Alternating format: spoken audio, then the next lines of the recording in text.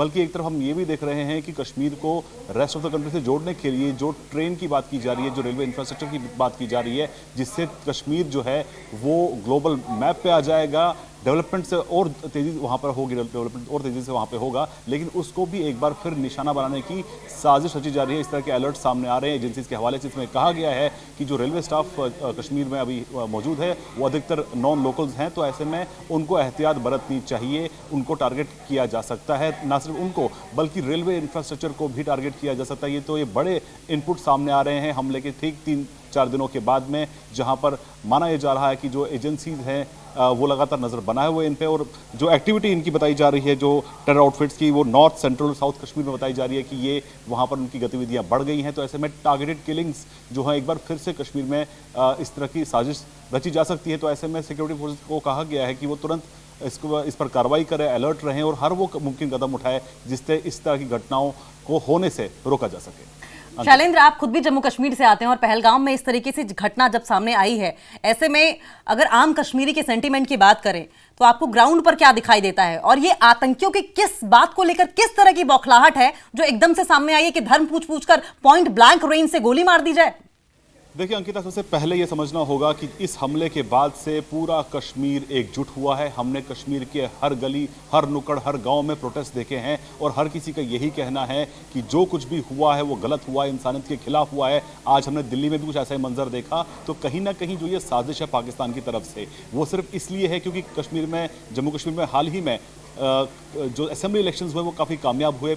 इससे पहले लोकसभा इलेक्शन पिछले साल हुए थे, वो भी काफ़ी कामयाब हुए थे। तो ये और साथ ही साथ जो डेवलपमेंट वहाँ पे हो रही है, रेलवे से जोड़ा जा रहा है कश्मीर को रेस्ट ऑफ द कंट्री से, तो ऐसे में ये बात पाकिस्तान के हजम नहीं हो रही है। इसलिए लगातार पाकिस्तान की तरफ से कोशिश की जा रही है कि इस डेवलपमेंट को, और ये भी एक अहम पहलू है कि लगातार जो टूरिस्ट है वो कश्मीर का रुख कर रहे थे। पिछले साल रिकॉर्ड 2 टूरिस्ट जम्मू कश्मीर गए थे। तो ऐसे में इस को कैसे डिरेल किया जाए, यही कोशिश लगातार आईएसआई की रहती है। इसलिए इस तरह की साजिशें रची जाती हैं ताकि डर का माहौल पैदा किया जा सके। लेकिन इस बार हमने खुद देखा है कि कश्मीर के जो तमाम आवाम है, लोग हैं, लाल चौक से लेकर हर गली गली, हर नुक्कड़ तक प्रोटेस्ट हुए हैं उन आतंकियों के खिलाफ जिन्होंने कश्मीर को इस डर्रे पे लाके खड़ा कर दिया है, जहां पर पूरा देश उनकी मजम्मत कर रहा है। लेकिन अहम बात यह है कि पाकिस्तान अपनी हरकतों से बाज नहीं आ रहा है, जिसके बाद हमने ये भी देखा है कि किस तरह से सीसीएस की बैठक में जो बड़े फैसले लिए गए हैं, और उसका खामियाजा ना सिर्फ उन एजेंसीज को बल्कि पूरे पाकिस्तान को भुगतना होगा।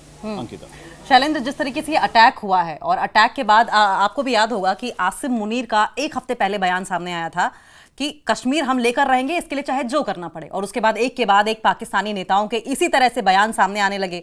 ऐसे में आईएसआई का ये इनपुट और हिंदुस्तान के रिएक्शन को लेकर अभी तक क्या कुछ हुआ है ये भी हमें बताएं, और आगे क्या होने की संभावना जताई जा रही है, क्योंकि जनता तो इस बात की उम्मीद कर रही है कि सर्जिकल स्ट्राइक और बालाकोट एयर स्ट्राइक जैसा बदला लिया जाए।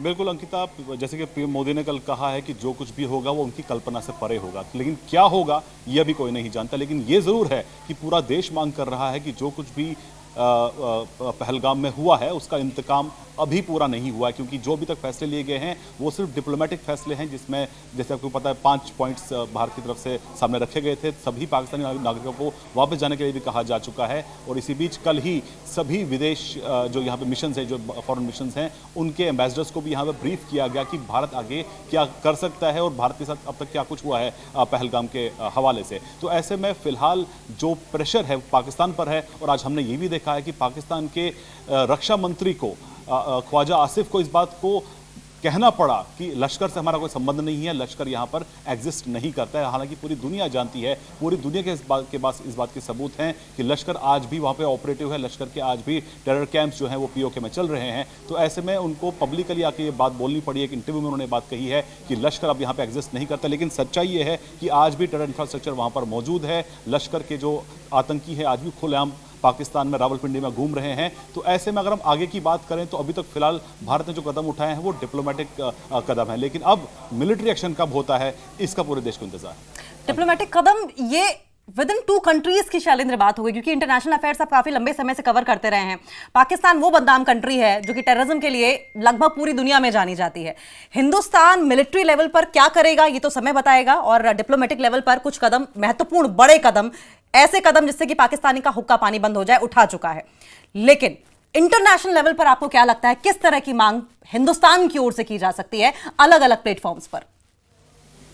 आपको याद होगा अंकिता, इससे पहले 2019 में जब पुलवामा हमला हुआ था, उसके बाद भारत ने एक स्ट्रेटजी अपनाई थी कि अंतर्राष्ट्रीय स्तर पर, अंतर्राष्ट्रीय मंच पर, हर मंच पर पाकिस्तान को अलग थलग करना है।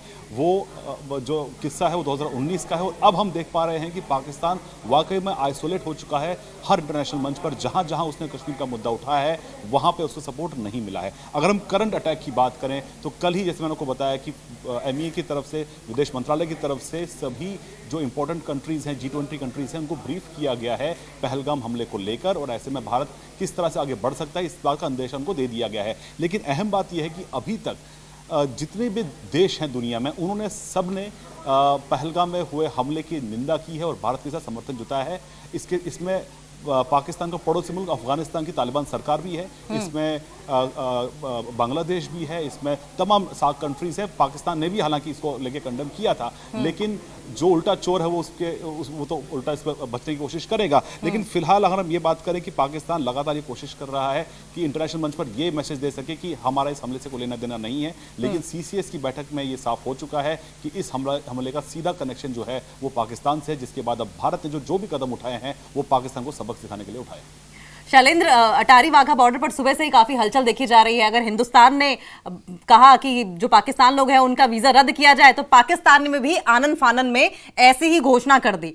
और क्या इसको, एक हिंदी में कहावत है, क्या ये माने कि खिसियानी बिल्ली खंबा नोचे, कुछ ऐसा पाकिस्तान की ओर से किया जा रहा है? और दूसरा मेरा सवाल आपसे ये होगा कि गृह मंत्री अमित शाह की ओर से तमाम CM की एक मीटिंग बुलाई गई है और इस बात को लेकर शायद कुछ आदेश या कोई मंत्रणा या कोई मंथन किया जा सकता है कि जो पाकिस्तान से आए लोग हैं उनके वीजे को लेकर कोई डिसीजन लिया जा सकता है। दोनों पॉइंट्स पे बात करें। बिल्कुल बिल्कुल। देखिए अंकिता, पहले तो ये कि 24 घंटे बीत चुके हैं MEA के उस ऑर्डर को जिसमें कहा गया है कि पाकिस्तान के जो लोग यहाँ पे जिनके पास इंडियन वीज़ा है उनका वीज़ा जो है वो इमीडिएटली रद्द किया जाता है, यानी कि उनको भारत छोड़ने के लिए 27 अप्रैल तक का टाइम उनको दिया गया है। और जो मेडिकल वीज़ा पर भारत इलाज कराने के लिए आए हैं उनके पास 29 अप्रैल तक का टाइम है। तो ऐसे में सभी पाकिस्तानियों को कहा गया है कि वो देश छोड़ के वापस चले जाएं। तो हमारे पास जो जानकारी है, वाघा अटारी बॉर्डर के जरिए 27 पाकिस्तानी लौट चुके हैं कल शाम तक अपने देश। और वहीं भारतीयों से भी कहा गया है कि वो ना तो पाकिस्तान जाएं और जो लोग पाकिस्तान में मौजूद हैं वो भी वापस अपने देश लौटाएं। तो हमारे पास जो जानकारी है उसके मुताबिक 130 भारतीय कल शाम तक वाघा अटारी बॉर्डर के जरिए वापस हिंदुस्तान आ चुके। तो कहीं ना कहीं ये क्लियर है कि जो टेंशन्स हैं वो लगातार बढ़ रही हैं। इसी बीच गृह मंत्री अमित शाह का आपने जिक्र किया। गृह मंत्री अमित शाह ने सभी मुख्यमंत्रियों से आज ये कहा है कि अपने अपने राज्यों में जहां पर पाकिस्तानी नेशनल्स मौजूद हैं उनसे कहा जाए कि वो देश छोड़ के तुरंत वहां से चले जाएं। थोड़ा वक्त अभी हालांकि इसमें बचा हुआ है, 27 और 29 अप्रैल का नॉर्मल और मेडिकल वीजा के लिए इसमें थोड़ा अभी वक्त लग सकता है। अपना पहला सवाल अगर दोहरा पाएंगी तो मैं उसको आपको ठीक से उसका जवाब दे पाऊंगा। मेरा सवाल ये था कि जिस तरह के फैसले हिंदुस्तान की ओर से पाकिस्तान को लेकर लिए जा रहे थे, जैसे कि पाकिस्तानियों का वीजे को रद्द कर देना और उन्हें इस बात का अल्टीमेटम देना कि इतने इतने घंटे में आप छोड़कर पाकिस्तान वापस चले जाएं, कुछ ऐसा ही करता हुआ पाकिस्तान भी नजर आ रहा है इस वक्त। तो क्या ये खिसियानी बिल्ली खंबा नोचे वाला हाल हो रहा है क्या? जी, आपने बिल्कुल सही बात की। देखिए, इसमें अहम बात यह है कि जो भारत ने कदम उठाया उसके पीछे कारण था। उसके पीछे कारण ये था कि जिस तरह से हमले को अंजाम दिया गया, सिविलियंस को टारगेट किया गया और ये मैसेज उस वक्त दिया गया जबकि अमेरिकी उपराष्ट्रपति उस वक्त हिंदुस्तान में थे। तो टाइमिंग ऐसी चुनी गई और कई लोगों को, मासूम लोगों को इसमें मौत के घाट उतारा गया। तो इसके बाद भारत ने रिएक्ट किया, लेकिन उसके बाद जो काउंटर स्टेप्स पाकिस्तान की तरफ से उठाए गए वो सिर्फ ऐसे कदम हैं जो लगभग वही कदम है जो भारत ने उठाए हैं। लेकिन अहम बात यह है कि पाकिस्तान ने जो 2 अहम कदम उठाए हैं, जिसमें एक जो वाघा अटारी बॉर्डर उनकी तरफ से बंद करने की उन्होंने बात की और दूसरा ये कि उन्होंने एयर स्पेस बंद कर दिया।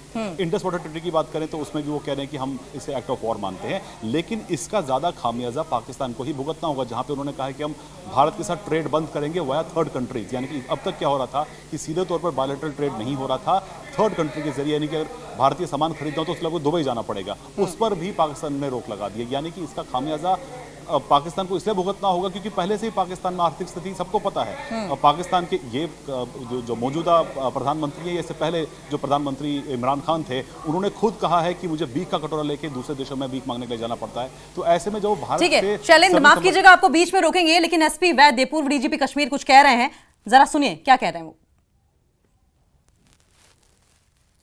Places, good that we had success in Bandipur. Other areas also, we have to go all out and